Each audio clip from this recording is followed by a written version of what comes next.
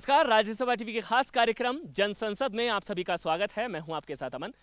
दोस्तों, जनसंसद की टीम इस वक्त शिमला पहुंच चुकी है, जहां पर मौसम काफी ठंडा है, तापमान काफी नीचे है, लेकिन चुनावों की वजह से यहां का सियासी पारा काफी ऊपर है। और अक्सर चुनावों के वक्त युवा नेतृत्व की बात की जाती है, चुनावों में और राजनीति में युवाओं की भागीदारी की बात की जाती है, लेकिन हकीकत इससे परे है। आज के समय में राजनीति में, संगठन में, चुनावों में युवाओं की सक्रिय भागीदारी काफी कम है। आखिर क्या वजह है? इसके पीछे वजह क्या है? क्योंकि हमारे देश को युवा देश कहा जाता है। हमारी आबादी का बड़ा हिस्सा, करीबन 60 से 65% 40 साल से कम उम्र के लोगों का है, लेकिन उसके बावजूद राजनीति में युवाओं की सक्रिय भागीदारी क्यों सुनिश्चित नहीं हो पा रही है? हमारे देश का जो युवा है वही हमारी सबसे बड़ी ताकत है, सबसे बड़े संसाधन है, लेकिन युवाओं को राजनीति में लाने को लेकर किस तरह के प्रयास किए जा रहे हैं? इसके अलावा युवा राजनीति के नाम पर वंशवाद को क्यों बढ़ावा दिया जा रहा है? यही है हमारा आज चर्चा का विषय।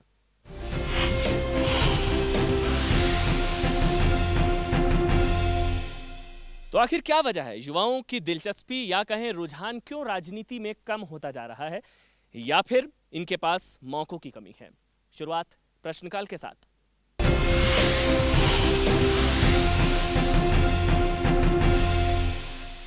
चलिए प्रश्नकाल की शुरुआत करें, उससे पहले कुछ खास मेहमान, कुछ मुख्य वक्ता हमारे बीच में हैं, उनसे हम आपको इंट्रोडक्शन करा दें। हमारे साथ बलवीर पराशर हैं, जो कि सीपीआईएम जिला कमेटी के मेंबर हैं। आपका स्वागत है बलवीर पराशर जी। इसके अलावा हमारे साथ टिक्कू ठाकुर हैं, जो कि लोकहित पार्टी के स्टेट सेक्रेटरी हैं। टिक्कू ठाकुर, आपका स्वागत है। इसके अलावा हमने कोशिश की कि जितने भी युवा मोर्चा के जो लोग हैं, जो यूथ विंग से जुड़े लोग हैं, उनको भी बुलाने की कोशिश की जाए। तो हमारे साथ नरेंद्र अत्री हैं, जो कि बीजेपी युवा मोर्चा के अध्यक्ष हैं। नरेंद्र, आपका स्वागत। इसके अलावा हमारे साथ धर्मपाल ठाकुर हैं, जो कि कोऑर्डिनेटर हैं यूथ कांग्रेस एंड एनएसयूआई के। धर्मपाल जी, आपका स्वागत है। इसके अलावा हमारे साथ विश्वभूषण शर्मा हैं, जो कि हाईकोर्ट के वकील हैं, अधिवक्ता हैं और साथ ही छात्र राजनीति में काफ़ी ज़्यादा सक्रिय रहे हैं। तो शुरुआत करते हैं प्रश्नकाल की। मुद्दा मैं आप सभी को बता चुका हूं कि किस तरह से राजनीति में युवाओं की सक्रिय भागीदारी सुनिश्चित की जाए, यह है हमारा मूल प्रश्न। इससे जुड़ा प्रश्नकाल में कोई आप में से सवाल पूछना चाहता है? आप पूछना चाहेंगे? जी सर, मेरा क्वेश्चन संबंधित है अवसरों से, कि यदि हम जो छात्रों युवाओं की जो पार्टिसिपेशन है युवा राजनीति में, उसके लिए बहुत आवश्यक है कि उसकी पार्टिसिपेशन को केवल विधानसभा या लोकसभा चुनावों तक न रोका जाए, बल्कि जो अन्य जो स्तर हैं, चाहे वो पंचायती राज स्तर हो या वो शहरी गवर्नेंस के स्तर हों, उनमें भी जोड़ा जाए। और सबसे बड़ी बात यह है कि उन स्तरों में शक्ति का सही तरीके से डिसेंट्रलाइजेशन किया जाए, ताकि वहाँ पर किसी यूथ की जो उस अफसर को लेता है उसकी परफॉर्मेंस को चेक किया जा सके। अगर उसको सिर्फ मनरेगा इंप्लीमेंट करने तक रखा जाएगा तो बड़ा मुश्किल। चलिए, और कोई सवाल प्रश्नकाल में? आप में से कोई सवाल पूछना चाहता है? आप पूछना चाहेंगे? जी मेरा सवाल है वंशवाद के ऊपर। जिस तरह से नेशनल पॉलिटिकल पार्टीज ने यूथ विंग्स फॉर्म की होती है, वो चाहे यूथ कांग्रेस है चाहे फिर वो युवा मोर्चा है, उसकी कमान जिन लोगों के हाथ में सौंपी गई होती है, मेरा यह प्रश्न है राष्ट्रीय नेतृत्व से, क्या वो सच में चाहते हैं कि जिन युवाओं को उन्होंने इस विंग की कमान, जो सबसे ज़्यादा देश में सबसे ज़्यादा युवा है, उनकी कमान जिन्हें सौंपी है, वो क्या सच में चाहते हैं कि वो देश में आगे आए, राजनीति करें, या फिर सिर्फ एक वो प्लेटफॉर्म बनाया जाता है कि जो ऑलरेडी मंत्री हैं या मुख्यमंत्री है, वो उनके जो बेटे हैं, उनकी बेटियां हैं, उनको आगे लाने के लिए एक प्लेटफॉर्म है? चलिए, ये मन की टीस होगी मेरे ख्याल से। युवा जो लोग हैं, क्योंकि जब भी हम राष्ट्रीय राजनीति की बात करते हैं, युवा नेतृत्व की बात करते हैं, तो 2-3 नाम ही जहन में आते हैं। तो फिर वहां से डायनेस्टी पॉलिटिक्स यानी कि वंशवाद का जो सवाल उठाया, फिर युवाओं को कैसे मौका मिले, महत्वपूर्ण सवाल। और कोई सवाल प्रश्नकाल में आप में से पूछना चाहे? आप पूछना चाहेंगे? जी मेरा प्रश्न है कि जो हमारी राष्ट्रीय राजनीति और प्रदेश की राजनीति है, उसमें बहुत से विरोधित राजनीतिज्ञ रहते हैं, जिसकी वजह से बहुत लंबे अरसे तक वो सक्रिय राजनीति में रहते हैं। उस वजह से भी युवाओं का जो, जिसको कहते हैं युवाओं का एक पार्टिसिपेशन है, वो युवा खुद भी वृद्ध हो जाते हैं जब तक उनका पार्टिसिपेशन उसमें आता है। तो मेरा सवाल ये भी रहेगा कि एक राजनेता के लिए भी एक रिटायरमेंट एज जो है वो तय होनी चाहिए, कि एक खास, जैसे आपने देखा है सरकारी नौकरियों में भी लोग एक 60 साल की उम्र तक काम करते हैं और उसके बाद वो रिटायरमेंट ले लेते हैं। तो मुझे लगता है कि सक्रिय राजनीति में भी लोग तब तक अपना योगदान दें जब तक वो सक्षम हो, पर उसके लिए एक निर्धारित समय भी हो कि भाई इस एज के बाद जो है वो सक्रिय राजनीति से संन्यास लें और समाज सेवा के कार्य करते रहें। चलिए, पोस्ट वैकेंट होगी तभी भरेगी, तभी शायद युवाओं को मौका मिलेगा। और कोई सवाल प्रश्नकाल में आप पूछना चाहेंगे? जी मेरा प्रश्न है, युवाओं की भागीदारी सुनिश्चित करने के लिए जो सबसे बड़ी बाधा है वो है धन। क्योंकि बहुत ज़्यादा पैसा आज चुनाव में लगाया जाता है। जो सबसे बड़ा ऑब्स्टेकल है युवाओं को एज ए प्रोफेशन वो पॉलिटिक्स में नहीं आ सकते हैं। इसके अलावा जो दूसरा है, मेरे अभी सहयोगी ने भी यहाँ कहा कि वंशवाद और एक है रिजर्वेशन, ये तीन ऐसे ऑब्स्टेकल है जिसके कारण यदि युवा किसी कॉन्स्टिट्यूंसी में अच्छा युवा लीडर है या पार्लियामेंट सीट में है परंतु वहाँ रिजर्वेशन है, शायद वो देश का प्रधानमंत्री भी बन सकता है, मुख्यमंत्री भी बन सकता है, उसे अपॉर्चुनिटी ही नहीं है। यही मैं पूछना चाहता हूँ। चलिए, महत्वपूर्ण सवाल। और कोई सवाल प्रश्नकाल में आप पूछना चाहेंगे? जी। मेरा प्रश्न है रिजर्वेशन को लेकर। हर स्तर पर रिजर्वेशन है, पंचायत स्तर से लेकर नगर निगम से लेकर, और ये रिजर्वेशन का एक ऐसा युवाओं पर एक कुठाराघात है कि युवा अगर 26 साल की उम्र में कहीं काउंसलर बनता है किसी म्यूनिसिपल कॉरपोरेशन का, उसका अगला नंबर जो है 15 साल बाद या 20 साल बाद आता है, तब तक तो युवा की श्रेणी में नहीं रहता है। तो मेरा कहना है कि हर श्रेणी का आदमी अगर कैपेबल है उसको आगे बढ़ने के लिए मौका बिल्कुल है, लेकिन रिजर्वेशन एक युवाओं के लिए कुठाराघात है। चलिए, रिजर्वेशन नहीं होना चाहिए अगर युवाओं को राजनीति में आगे बढ़ाना है। आप पूछना चाहेंगे? जी। मेरा प्रश्न है कि जहाँ तक युवाओं की भागीदारी की सुनिश्चित करने की जो बात की जाती है राजनीतिक क्षेत्र में, वो तो तभी हो पाएगी जब देश या प्रदेश की सरकारें चाहेंगी कि कॉलेज और विश्वविद्यालय स्तर पर इलेक्शंस हों और लोग आगे आएं और उनकी इंटेलिजेंसिया को देख सकें, परख सकें, और वो भी अपने आप को ये बता सकें कि हम क्या कर सकते हैं। लेकिन उल्टा इसके डायनेस्टी पॉलिटिक्स चली हुई है और उसके चलते जो है वो यूनिवर्सिटी और विश्वविद्यालयों में जो इलेक्शंस बंद करा दिए जाते हैं, और उन इलेक्शंस को करवाने के लिए लड़कों को या वहाँ के जितने भी लोग होते हैं विश्वविद्यालय के, उनको स्ट्राइक्स करनी पड़ती है। तो ये एक किस्म से ये डेमोक्रेटिक जो राइट्स हैं लोगों के, उनको ख़त्म करने के लिए किया जा रहा है। तो ये सब अगर युवाओं की भागीदारी अगर सुनिश्चित करवानी है तो वहाँ पे इस तरह के डेमोक्रेटिक जो इवेंट्स हैं वो होना ज़रूरी है। चलिए, स्टूडेंट लेवल पर पॉलिटिक्स को प्रमोट किया जाए तो और बेहतर हो सकता है युवाओं की भागीदारी। और कोई सवाल आप पूछना चाहेंगी? जी।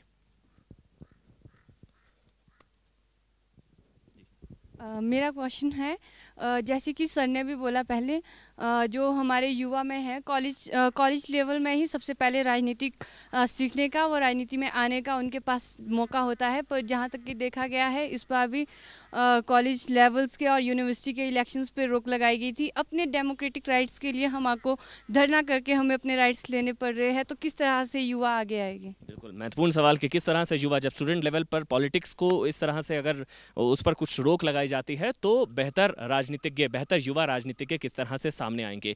और कोई सवाल आप पूछना चाहेंगे? जी।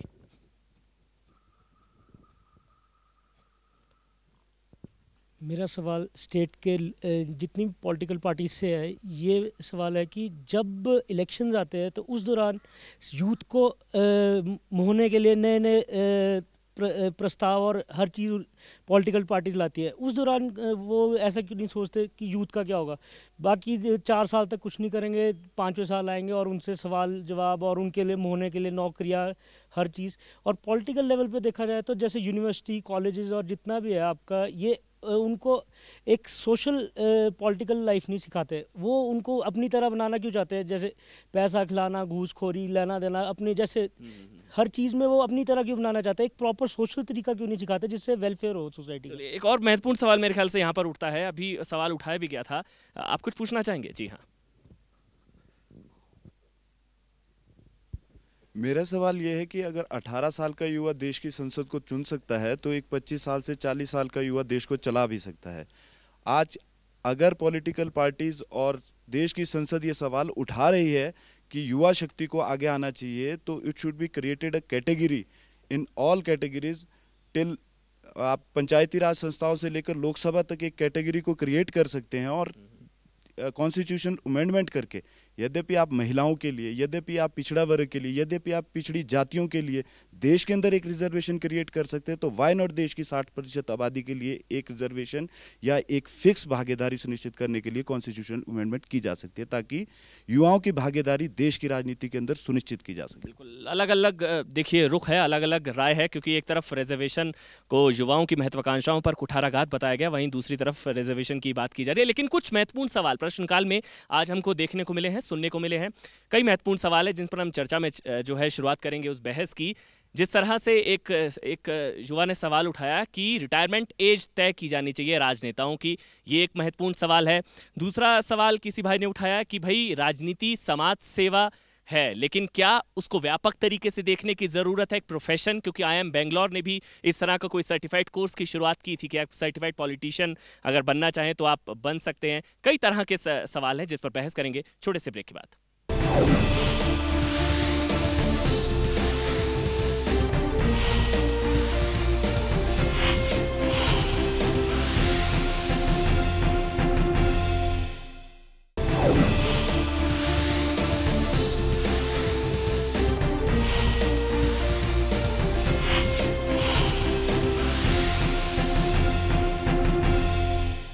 ब्रेक के बाद आपका स्वागत है। तो प्रश्नकाल में कई महत्वपूर्ण सवाल उठे कि क्या युवा राजनीति के नाम पर वंशवाद को बढ़ावा दिया जा रहा है, क्या रिटायरमेंट एज तय की जानी चाहिए, और साथ ही कुछ और महत्वपूर्ण सवाल कि स्टूडेंट लेवल पर पॉलिटिक्स को किस तरह से बढ़ावा दिया जाए। शुरुआत करते हैं, नरेंद्र अत्री हैं, बीजेपी युवा मोर्चा के अध्यक्ष हैं। नरेंद्र जी, आपको लगता है कि क्या युवा राजनीति के नाम पर वंशवाद को बढ़ावा दिया जा रहा है, डायनेस्टी पॉलिटिक्स, युवाओं को मौका मिलेगा तो मिलेगा कैसे?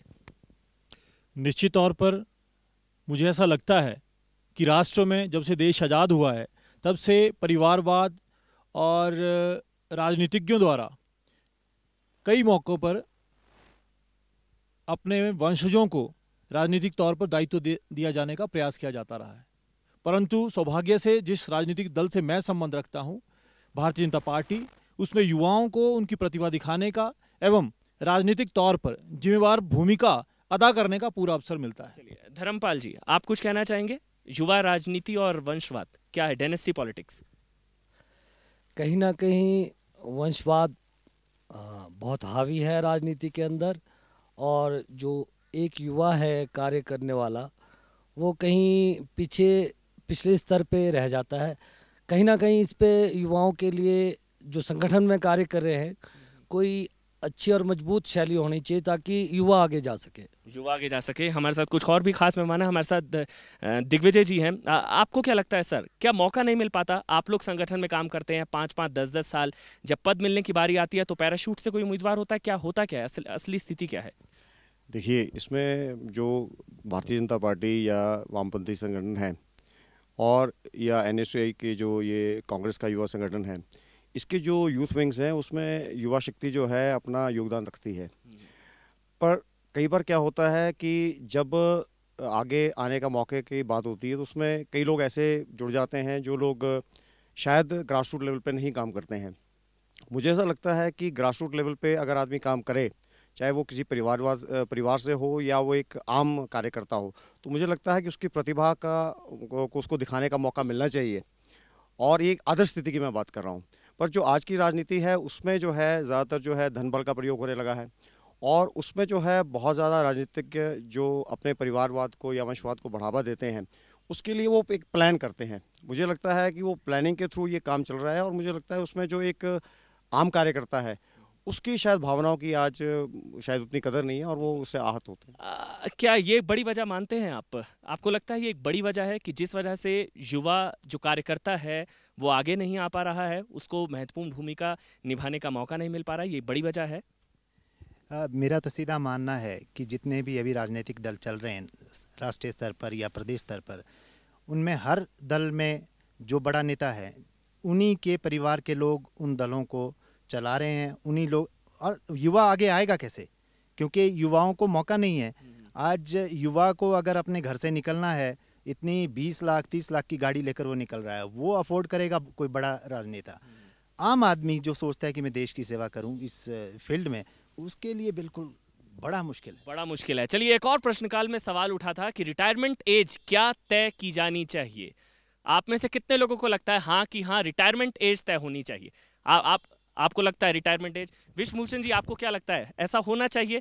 क्योंकि जिस तरह से एक युवा ने सवाल उठाया कि भाई हमको मौका मिलेगा कैसे, पोस्ट वेकेंट नहीं होगी तो भरे कैसे जाएगी, लगता है रिटायरमेंट एज तय की जानी चाहिए राजनेताओं की? हाँ, जहाँ तक रिटायरमेंट की बात है तो वो ऐसा तो हम नहीं कह सकते कि कोई रिटायरमेंट एज हो, लेकिन सम टाइम क्या होता है कि कई सीटें, जैसे किसी MLA की सीट है या MP की सीट है तो वो रिजर्व हो जाएगी लेडीज़ के लिए, तो वो अपनी वाइफ को खड़ा कर देगा। वहाँ पे एक लाइन ड्रॉ करनी पड़ेगी कि अब ये खत्म हो गया, अब किसी और को मौका दो जो पार्टी का सीनियर लीडर है या जो पार्टी में ज़्यादा एक्सपीरियंस्ड है या ज़्यादा जिसको एक्सपोजर है या वो ज़्यादा समाज की ग्रास रूट से जुड़ा हुआ है, ये मैं समझता हूँ। अच्छा, इसको लेकर क्या कोई गाइडलाइंस होनी चाहिए या वॉलंटरली इस तरह से होना चाहिए कि स्वैच्छिक, मतलब आपको खुद महसूस होना चाहिए, आपकी कॉन्शियस स्वैच्छिक रूप से या वॉलंटरली, या फिर कोई गाइडलाइन? जिस तरह से आप कह रहे हैं कि कॉन्शियसली, तो मुझे नहीं लगता, क्योंकि राजनीति एक ऐसी फील्ड है जहाँ पे whenever you can always hear politics is a dirty game। और मुझे लगता है कि आज की राजनीति में ज़्यादातर पॉलिटिशियंस की कॉन्शियस मर चुकी है, और ऐसा कोई पॉलिटिशियन नहीं होगा जिसकी अंतरात्मा ये कहेगी कि नहीं, आप अपनी राजगद्दी छोड़िए और जो कार्यकर्ता हैं जो नीचे से उठ के ऊपर आए, आप उन्हें मौका दीजिए। तो आई डोंट थिंक कि कोई कॉन्शियस नाम की चीज़ ऐसी होगी कि आप दूसरे को मौका देंगे। सत्ता को लेकर ललायत हैं हमारे राजनेता, और कोई आप कुछ कहना चाहेंगे इस पर? सत्ता को लेकर ललायत हैं, क्या वॉलंटरली एज डिसाइड होनी चाहिए या जिस तरह से उन्होंने बताया कि कुछ और गाइडलाइंस तय की जानी चाहिए? वॉलंटरली होनी चाहिए, स्वैच्छिक, क्योंकि इसमें हम क्राइटेरिया फिक्स नहीं कर सकते। ऐसे एग्जाम्पल भी हमारे बीच हैं, बहुत अच्छे देश के नेता हैं, आज में कुछ मुख्यमंत्री हैं या देश के प्रधानमंत्री रह चुके हैं, जिन्होंने मतलब काफ़ी बड़ी उम्र में देश को बहुत आगे पहुंचाया। उसमें अटल बिहारी वाजपेयी जी सबसे आगे हैं। तो इसलिए स्वैच्छिक होना चाहिए, क्योंकि बहुत जगह ऐसा होता है कि जैसे अभी मेरे दोस्त ने कहा कि क्राइटेरिया फिक्स होना चाहिए कि रिजर्वेशन होती है तो हो जाए महिला आ जाएगी या उनका लड़का आ जाएगा। इसको बुरी तरह से एक अवेयरनेस होनी चाहिए, जिस तरह से आपने ये प्रोग्राम चलाया तो वैसे ही होगा वो। चलिए, एक और महत्वपूर्ण सवाल उठा था जो कि विष्णु भूषण शर्मा जी ने उठाया था कि स्टूडेंट लेवल पर पॉलिटिक्स को अगर प्रमोट किया जाता है, बढ़ावा दिया जाता है, ये भी एक बड़ी वजह है कि इसलिए आप कुछ कहना चाहेंगे? धर्मपाल ठाकुर हैं, कुछ कहना चाहेंगे स्टूडेंट लेवल पर पॉलिटिक्स को लेकर? देखिए, जहाँ पर स्टूडेंट एसोसिएशन की बात है, सारी जगह चुनाव होते हैं। अभी भी यहाँ मित्र ने कहा, चाहे NSCI है, चाहे ABP है, चाहे SFI है, अभी इलेक्शन के लिए बोला। यहाँ पर जिस तरह से विश्वविद्यालय की बात की, पिछले प्रदेश सरकार के अंदर भी इलेक्शन हुए, अभी जो ये सरकार थी उन्होंने भी इलेक्शन किए। उसके लिए जिस तरह का विश्वविद्यालय में हिंसा का माहौल जो छात्रों द्वारा फैलाया गया, वो एक शर्मनाक बात थी हिमाचल प्रदेश के लिए। और इसी को लेकर सारे लोग जो चुनाव की मांग कर रहे थे बंद करें, लेकिन हम लोगों का था कि ये चुनाव हो पर शांतिपूर्ण तरीके से हो, ये नहीं गुंडागर्दी तरीके से हो। चलिए, आखिरी रिएक्शन, बिल्कुल समय का अभाव है, जल्दी से आखिरी रिएक्शन आप देना चाहेंगे? जल्दी से। मेरा अमन जी इसमें बड़ा साफ और बड़ा छोटा सा आंसर है कि ऐसा एक भी इलेक्शन बता दीजिए जो MP और MLA स्तर पे हो रहा है और वहाँ जहाँ पे वायलेंस नहीं हो रही है। लेकिन वायलेंस एक मुद्दा नहीं होना चाहिए। वायलेंस क्यों होती है, उसके पीछे क्या रीज़न है, ये जानना बड़ा ज़रूरी है। लेकिन अगर वायलेंस हो रही है तो सबसे ज़्यादा वायलेंस तो बिहार में होती है, झारखंड हो रही है, UP हो रही है, तो क्या वहाँ इलेक्शन बंद कर दे? तो शायद इसलिए सवाल उठता है कि इसका समाधान क्या है, क्योंकि कई जी, मैं आऊँगा आप सभी के पास, क्योंकि ये समाधान वाली बात हो गई कि अब इस चीज़ का समाधान किस तरह से निकाला जाए। छोटा सा ब्रेक हमको यहाँ पर लेना होगा, क्योंकि बहुत ज्वलंत मुद्दे हैं, महत्वपूर्ण मुद्दे हैं, कई महत्वपूर्ण सवाल हैं, लेकिन समाधान क्या है, क्योंकि जनसंसद के माध्यम से हम समाधान भी निकालने की कोशिश करते हैं। छोटे से ब्रेक के बाद।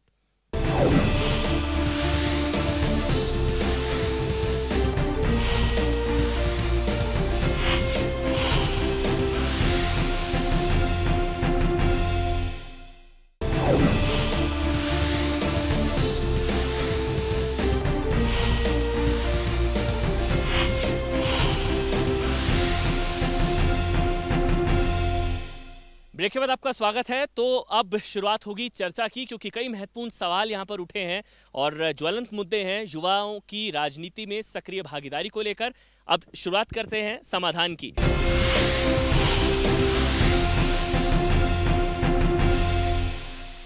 आप लोगों ने जो भी मुद्दे उठाए हैं, बहुत महत्वपूर्ण मुद्दे हैं। समाधान क्या हो सकता है, क्योंकि ये किसी विशेष पार्टी से जुड़ा सवाल नहीं है। ये ओवरऑल अगर हम पॉलिटिक्स की बात करें, लार्जर पिक्चर में बात करें, राजनीति की बात करें, तो उसको लेकर क्या सॉल्यूशन, आप कोई सॉल्यूशन बताना चाहेंगे सर?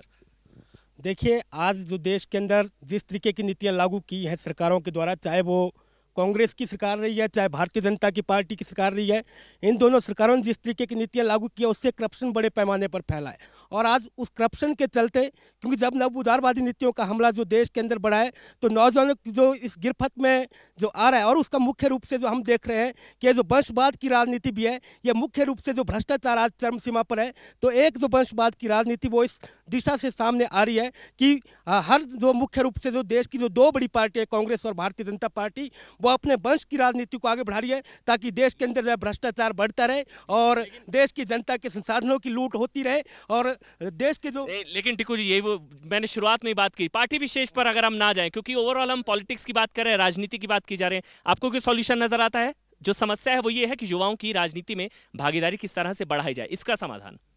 मेरा मानना इसमें यह है कि संसद में एक सार्थक चर्चा हो युवाओं के बारे में, जो युवाओं का ये प्रश्न है उनके बारे में सही तौर पर कोई निर्णय लेने की स्थिति हो, यही मेरा समाधान। दिग्विजय जी, आप कुछ कहना चाहेंगे? सॉल्यूशन किस तरह से युवाओं की भागीदारी बढ़ाई जाए?